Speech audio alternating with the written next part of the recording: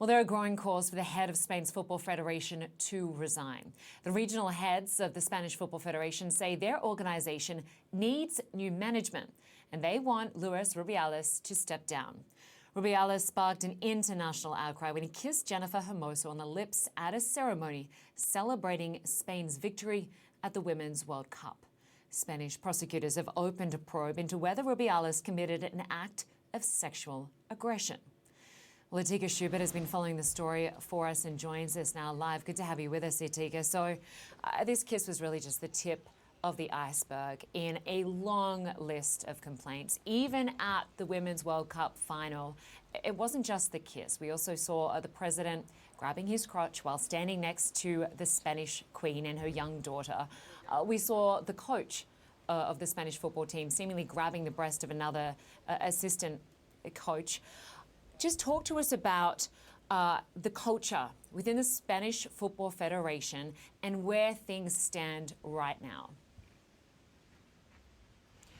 Well, where things stand right now is that Rubiales is still refusing to resign, despite the fact that, for example, the prosecutor has opened this investigation into allegations of what they call sexual aggression. We have reached out to RFEF. We've tried to get in touch with Rubiales to get a response. So far, there has not been any response.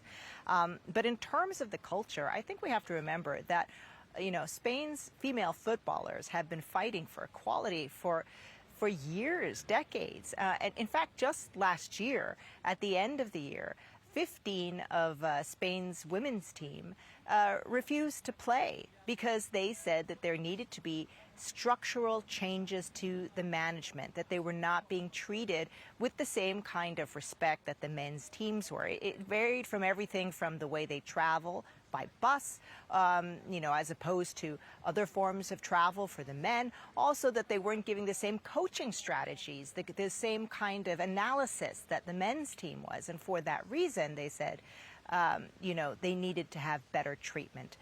So this is the culture that they've been operating in. And then in the midst of all this, just at the peak, just when they clinched victory at the World Cup, it appears that Rubiales has this very boorish behavior off the pitch there. And this is where we are now with the women's team trying, you know, basically showing the kind of culture they've had to deal with for all these years.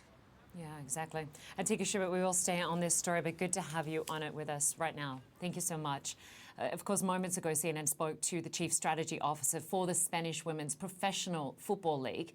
He expressed anger at Rubiales for not being respectful of the players and for ruining what should have been a great moment for Spain.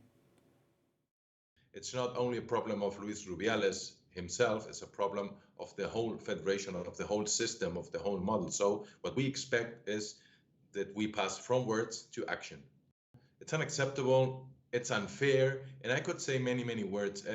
It's just now, U.S. is a women's football country, you know perfectly what it means to win a World Cup. For us, it's one of the biggest success in the story of, not of women's sports, but of sport, of Spanish sport.